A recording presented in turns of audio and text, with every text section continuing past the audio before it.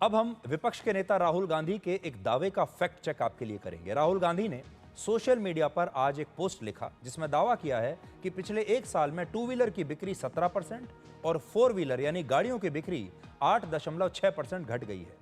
राहुल गांधी ने two wheeler की बिक्री में कमी का दावा एक महीने के आंकड़ों की तुलना के आधार पर किया है, लेकिन हकीकत में उनके ये आंकड़े अर्धसत्य हैं। अप्रैल 2024 में 17,51,393 टू व्हीलर बिके थे, जबकि अप्रैल 2025 में यह आंकड़ा घटकर 14,58,784 रह गया। ये बात सही है।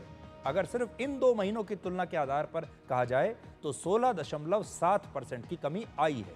ये सही है, लेकिन अगर पूरे साल की बात करें तो हम देखेंगे कि टू व्हीलर की बिक्री में 9% की वृद्धि हुई है। अब अगर कारों की बिक्री की बात करें तो राहुल गांधी ने कार की बिक्री में कमी का दावा किया, लेकिन यहां भी उन्होंने सिर्फ एक महीने के आंकड़ों के आधार पर ही पूरे साल का दावा कर दिया।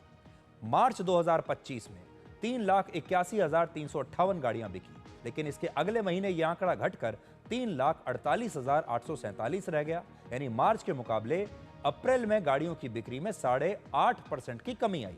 हालांकि यहां भी अगर हम पूरे साल की बात करें तो कारों की बिक्री बढ़ी है। अर्थव्यवस्था की दिशा को सिर्फ एक महीने के आंकड़ों की तुलना से नहीं बताया जा सकता। हर महीने उतार चढ़ाव आते रहते हैं।